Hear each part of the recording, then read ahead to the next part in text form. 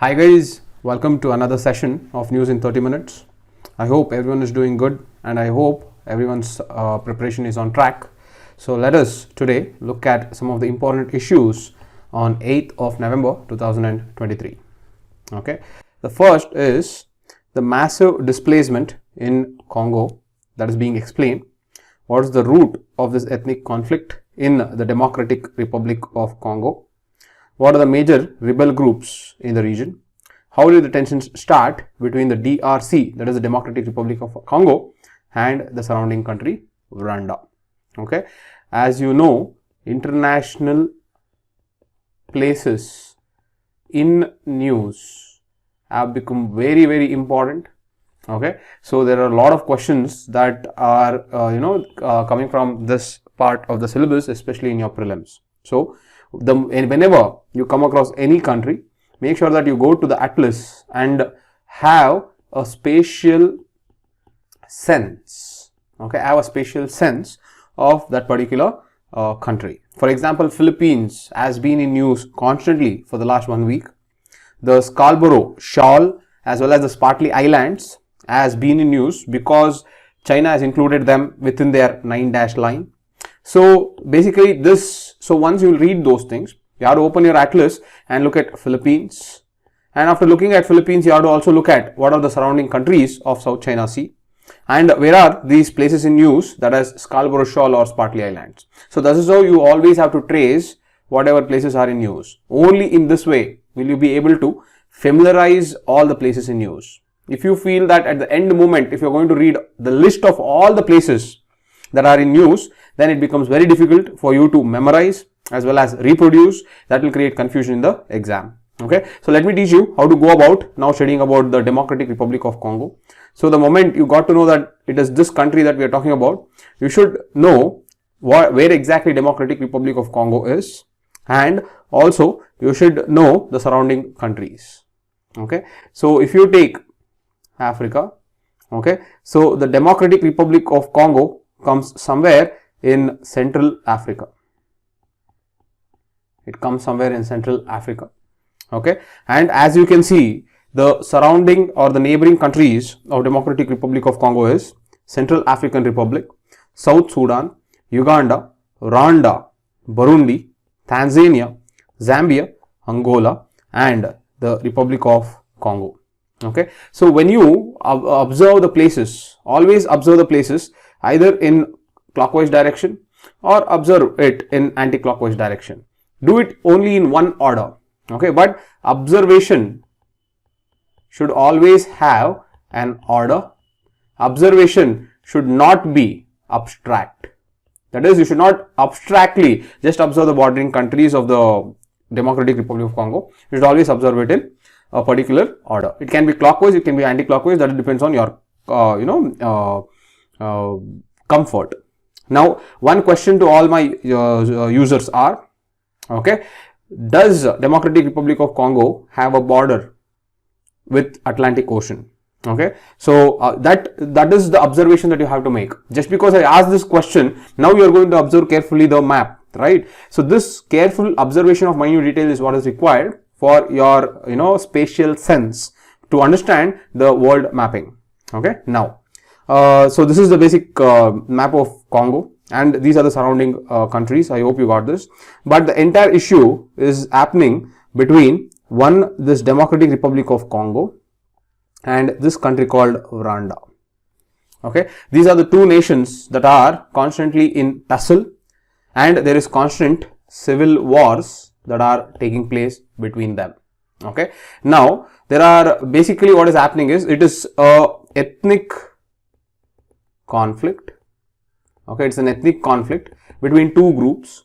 One is the ethnic Hutu tribe and the ethnic Tutsis tribe. Okay, so these are the two tribes that are in conflict with one another. Okay, and this all can be traced back to something called in 1994. Okay, in 1994 there was something called Rwanda genocide. Okay, in this Rwanda genocide, where there is huge mass killing of the innocents, what happened is the extremist Hutu group, they killed the minority Tutsis, okay, and they also killed non-extremist Hutus.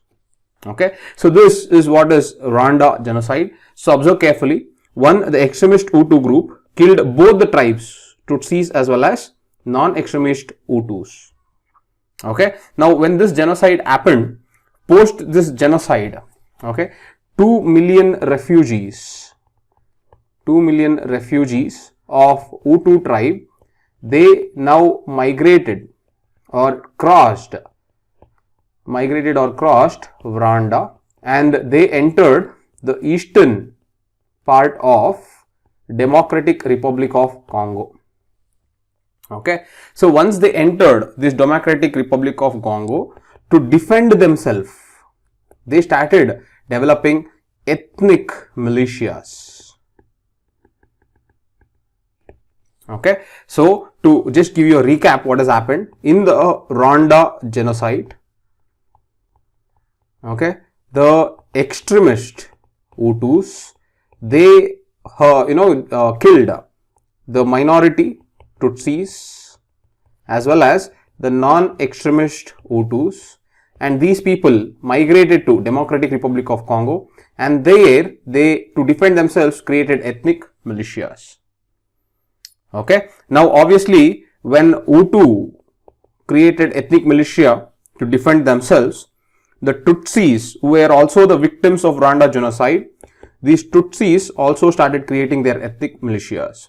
So at both the places, you are started to see the rise of ethnic militia to defend ones from the other.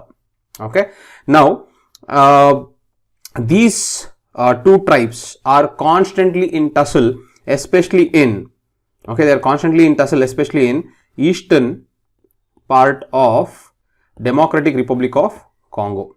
Okay, and the regions where especially this conflict is happening within the eastern part of Democratic Republic of Congo is 4 regions: North Kivu, South Kivu, okay, Ituri and Tanganyika. These are the 4 places: North Kivu, South Kivu, Ituri and Tanganyika. These are the 4 places where usually the ethnic conflict between Hutus and Tutsis commonly take place. Okay, see, the two countries are constantly accusing one another. Okay, the two countries are constantly accusing one another of supporting a particular ethnic group or ethnic militia. Okay, not group, sorry. Each country is accusing one another of supporting a particular ethnic militia. For example, Democratic Republic of Congo, okay, supports the ethnic militia belonging to Hutu. So it supports Hutu rebel, okay, and Rwanda is supporting ethnic rebellions or militias that belong to Tutsis. Okay, so this Tutsi rebellion group, that is the ethnic militia of Tutsi group, is infamously known as M23. Okay, and this M23 is creating a lot of civilian turbulence and civilian chaos in the eastern part of Democratic Republic of Congo. Okay, so this is the overall story. Alright, so one, they can ask you what are the places in the Eastern Democratic Republic of Congo. They can ask you about these tribes themselves. They can ask you M23 was recently in news, what is this concerning about? Or they can ask you about the spatial mapping of Democratic Republic of Congo or Eastern Africa as such. Okay, so you should know all these things from the prelims perspective whenever you read a particular news. Okay, so I hope this was helpful, and I hope you understood how to go about an international relations, especially if there is a country involved and if there is a chance to learn about the mapping. Okay, so this is what was the massive displacement in Congo. So because of the M23 and their violent activities in the Eastern Democratic Republic of Congo, this is resulting in massive displacement okay, of people in the region. Okay, so this is the overall aspect of this article. All right, so now let us go to the next article. Okay, the next article basically talks about the deep fake. Okay, this is making a lot of noise. After viral video, IT Ministry issues warning to social media sites on deep fakes. As a morphed clip featuring actor Rashmika Mandanna went viral on Instagram over the weekend, the IT Ministry has warned that impersonated content online is illegal. Okay, now this is a huge issue. Now this is one of the consequence, okay, associated with artificial intelligence. Okay, why is regulation of artificial intelligence very important is you are seeing just one outcome of artificial intelligence. There are many such outcomes where use of artificial intelligence has to be regulated, otherwise such negative externalities are eventual consequence of this. Okay, so the deep fake is currently in use. So let us discuss about what deep fakes is. So in this article, this is how I will go. First, I will talk about what is deep fake, okay, and how is the world dealing with this so-called concept of deep fake. And the third is what is India doing regarding deep fakes, and what are the laws currently there in India that is regulating at least whatever the concept of deep fakes is emerging. Okay, so this is what the structure of my session will be. So first, let us talk about what is deep fake. Okay, so if I have to define what is deep fake, okay, it employs artificial intelligence tools. It employs artificial intelligence tools to create fake videos, sounds and images. Okay, so it can be videos, sounds as well as images. So these can be deep fakes. Okay, now example of deep fake is the Ukrainian president. Okay, the Ukrainian president, a deep fake was created to impersonate Ukrainian president asking his soldiers to put down their weapons. So that is a case study, and imagine the repercussions of such video going viral, especially in a war-torn country like Russia and Ukraine. Okay, so this shows the significance or the penetrative ability of this deep fakes. Okay, now deep fakes has basically 3 steps in its life cycle. It has 3 steps in its life cycle. Okay, the first step is creation, the second step is dissemination, and the third step is detection. Okay, so now observe this carefully. In this life cycle, now creation is becoming very, very easy with the rise of AI tools. The more and more AI tools you are getting, you don't have to have an expertise to create deep fakes. It becomes more and more easier. Okay, and dissemination is possible because of social media. As there are very high channels within the social media, you have Twitter, you have Facebook, you have Instagram, you have Snapchat. So there are so many choices that dissemination has become very easier and detection has become harder. Okay, so these are the 3 steps of life cycle of a deep fake. Now, the reason you should know the life cycle is when you have to design a regulation to control deep fake. Okay, to control this deep fake, when you have to create a regulation, you should know exactly where the intervention has to be. The intervention can be at the level of creation, the intervention can be at the level of dissemination, the intervention can be at the level of detection. Okay, so currently there is no regulation here. Okay, at the first step there is no regulation. Whatever we are trying to do is mainly in the third step. Okay, so our approach currently is mainly reactive in nature. Okay, so whatever deepfake happens, then the IT ministry is going to release some guidelines telling that this is illegal, and that is what has happened recently even in India. Okay, so in this life cycle, we are still at the detection. We have to concentrate more on the creation. Unless we make it illegal, okay, unless we make it illegal without consent. If any video is morphed or the usage of deepfakes without consent, then making it illegal, and this is implemented strictly, okay, this will result in focusing on the creation aspect of deepfakes. This is what I wanted to make it clear. Okay, this is what should come in your answers as well. Okay, so this is one. Now the next is this is the overall aspect of what are deepfakes. Okay, it just employs AI tools to create, okay, or morph videos, sounds and images which are fake in nature.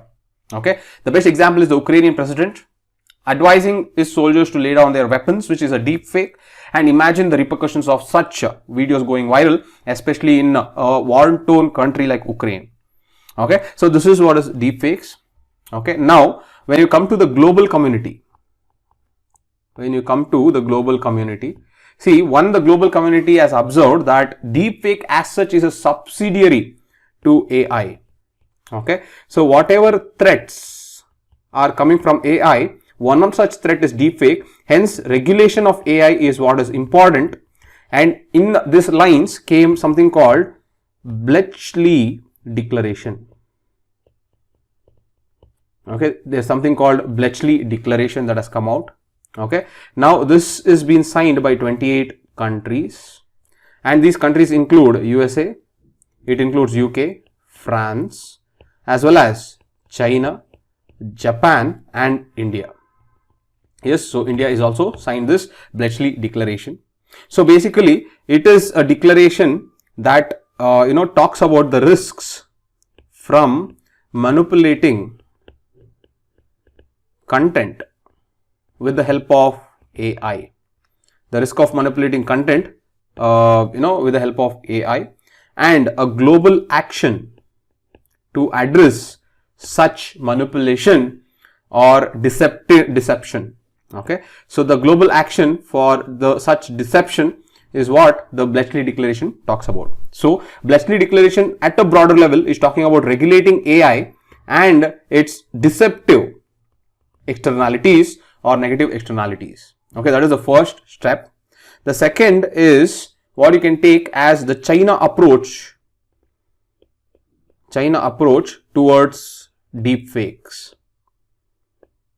Okay, if you take the China approach towards deepfake, they have made sure that whatever deepfake technologies are there, these deepfake technologies have to take permission, and without permission, they are not allowed to use these deepfakes. That is the China approach towards deepfake. But as I told you, if you take artificial intelligence, two schools of thought are running. One is USA's school of thought and another is European school of thought. Okay, the USA's school of thought runs, it is a sector specific regulation. Okay, it is concentrating on different sectors. For example, let us say that AI in regulation with agriculture, AI industries, AI entertainment, AI social media. So they are sector specific regulations. Okay, and the regulation and its intensity varies. Okay, the regulation varies on the basis of the severity of AI.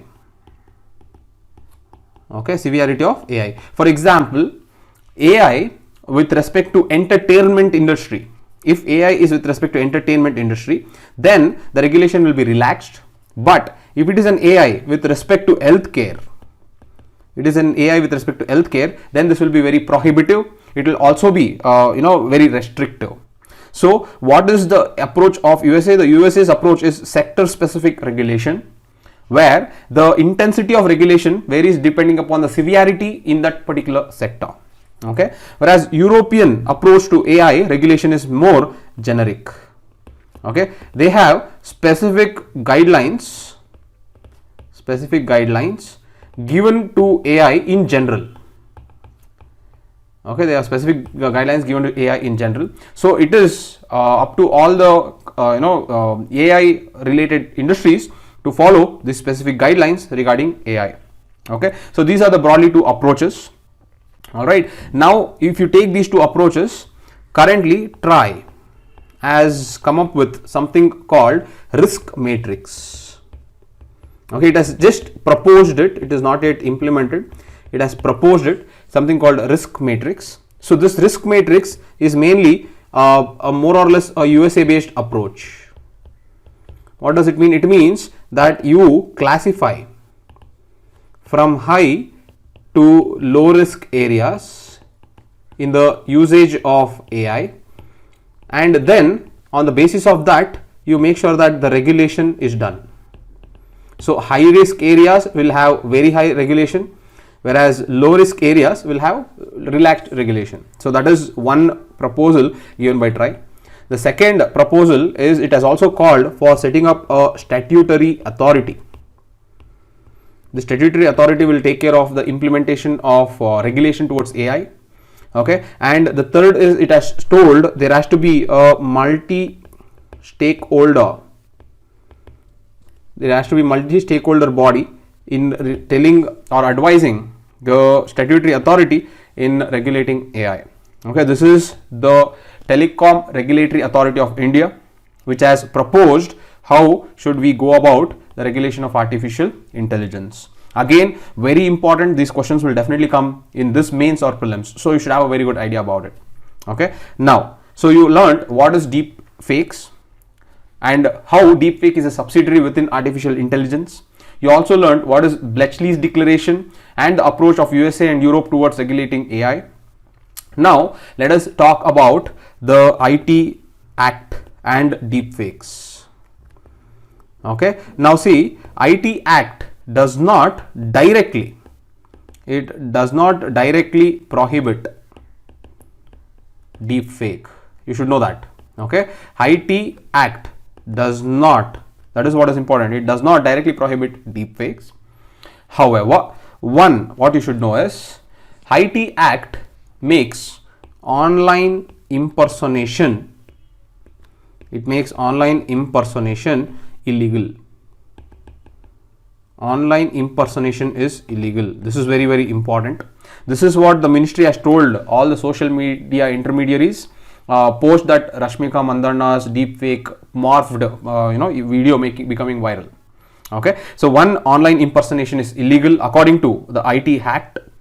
Okay, the second is hosting any content that impersonates other person. This also is illegal. Okay, so this is basically on the person, the user who is creating the online impersonation, that is also illegal.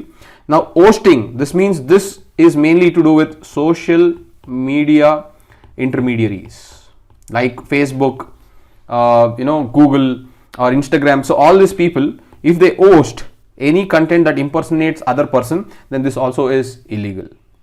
Okay, now the third thing in IT rules that you should know is, if the government or the court notifies, any content as unlawful content, then it is upon the intermediary to remove that content within 36 hours. That is the next thing that you should know.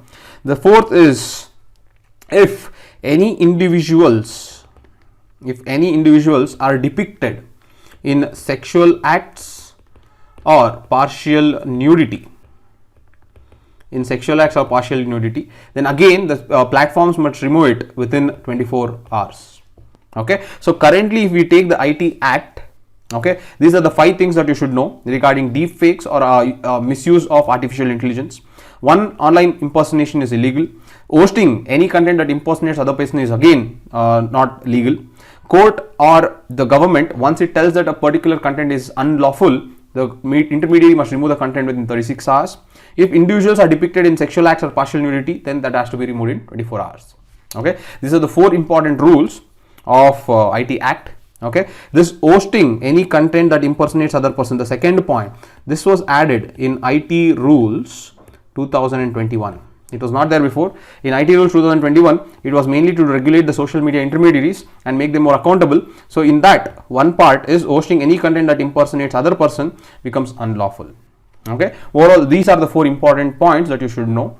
See, there is one more point. Now look at this. This point is creating a lot of controversy. Okay. Now this says, this is again in the IT rules. Okay. Look at the vagueness in this. Platforms must make reasonable efforts. Okay. Platforms must make reasonable efforts to cause the users to not upload such content. Okay, to not upload such content and act on user complaints. Act on user complaints within 72 hours. Now look at this. This is what is the criticism that is within the IT Act. The reason is, if you look carefully, platforms must make reasonable efforts. What, don't you think this is very vague? This is very subjective. What do you mean by reasonable efforts? Okay, nothing or just a minute effort is also a reasonable effort. So platforms must make reasonable efforts to cause the user to not upload such content. Okay, so there is no procedure, there is no process. They have just told they have to make reasonable efforts. The next is also they have to act on the user complaints within 72 hours. Okay, so what is this act? Act, does it mean just if you remove content, is it over? Or does it mean that how are you going to punish the person who has uploaded that illegal content?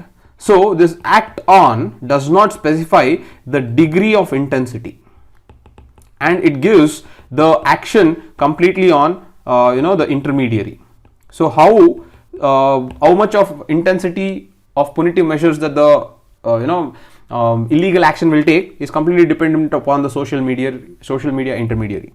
So this is one of the criticism of the IT rules framed in 2021 within the IT Act 2000. Okay, so overall this is the entire issue. Now what is important, or what is the conclusion aspect, is we are coming up with something called Digital India Act. Okay, now this Digital India Act is going to be more robust than the IT Act 2000. The reason is Digital India Act is necessary because IT Act does not address emerging technologies. See, it was done in 2000. From 2000 there has been so much of upgradation in technologies that if you take machine learning, artificial intelligence, deep fakes, cloud computing, edge computing, there has been so much rapid evolution of technologies that you need a new act that is more comprehensive and that can regulate these emerging technologies, especially the artificial intelligence. So this Digital India Act should be more comprehensive and robust, and this is what should be the concluding remark regarding the regulation of emerging technologies, including artificial intelligence, in a country like India. Okay, so these are some of the information that you need to collect, and you need to be able to reproduce in the answers, because definitely in prelims and mains one question is going to come on artificial intelligence. Take it from me, one question 100% will be on artificial intelligence or something related to this artificial intelligence. Okay, so be well prepared on this, guys. So this is about this topic. So I hope you have understood comprehensively what this particular technology and its laws and its globally regulatory framework that is being framed regarding this technology.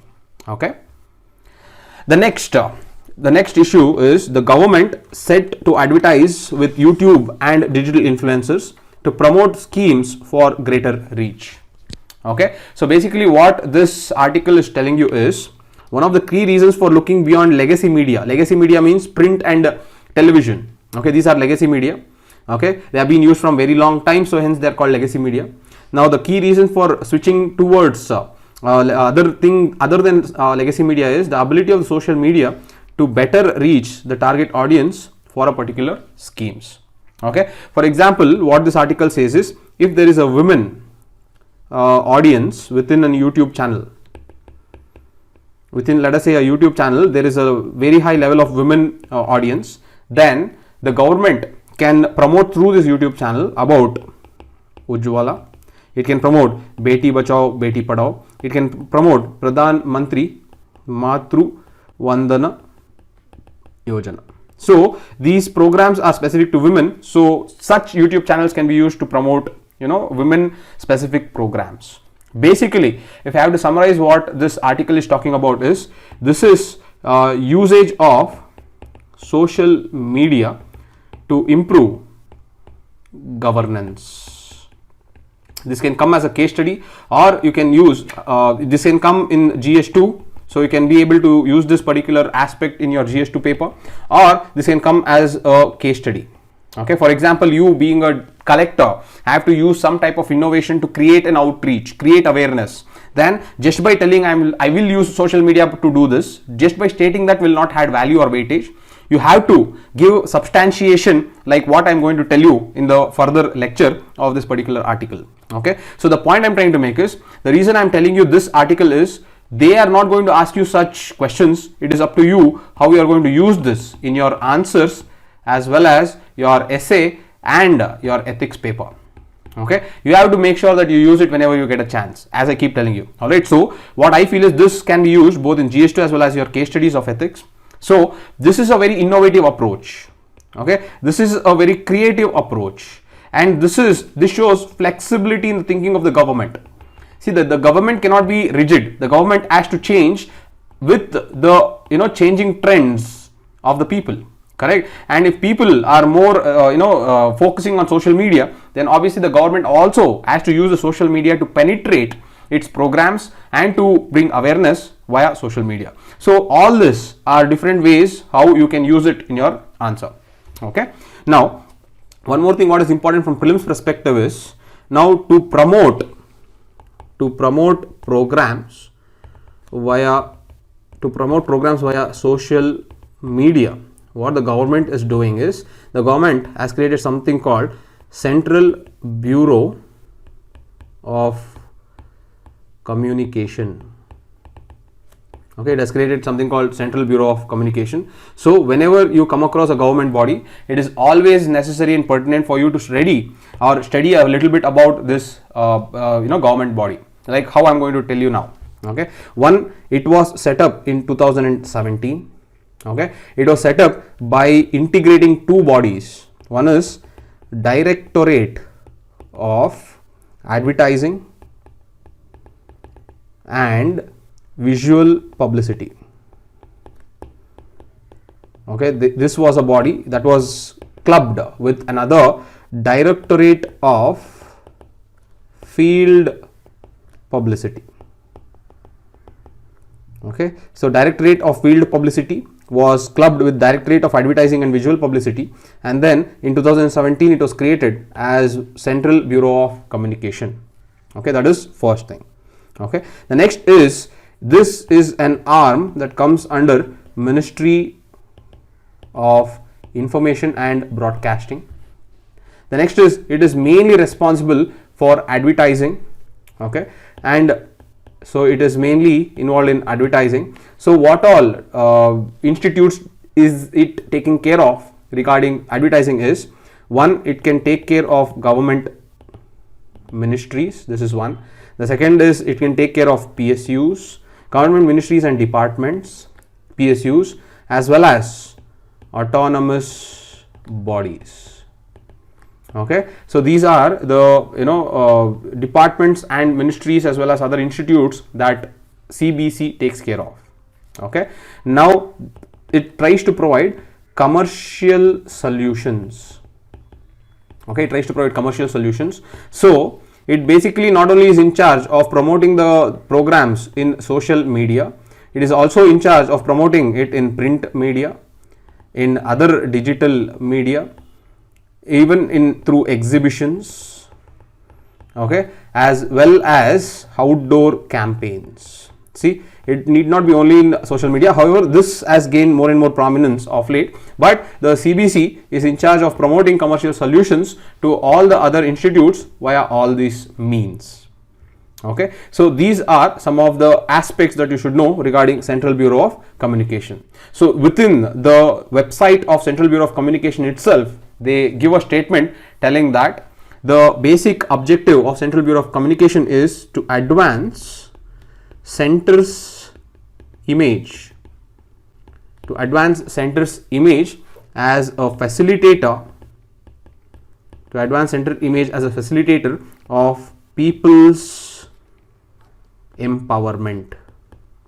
Okay, so such statement will directly come in the exam. Whenever you go to any institute, you just go to the website and go to the About Us page.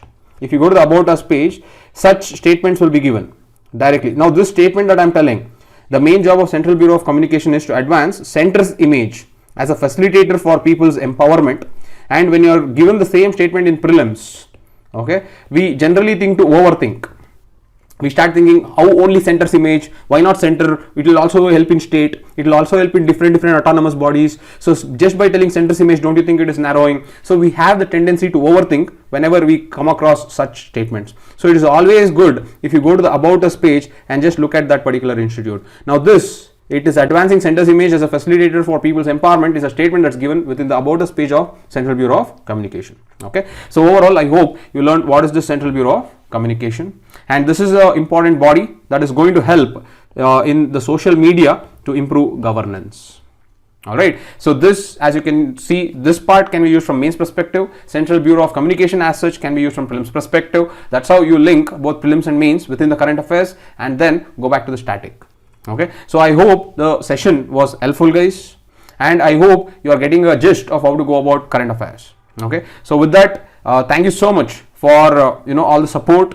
Please do like, share and subscribe if you loved the videos that I'm doing, and another 150 members and you're going to unlock the TNT series. Okay, I'm looking forward to it. So let us see how good a response I'll get for the artwork that I put in the TNT series. With that, I'll see you tomorrow, guys. Thank you so much. Bye.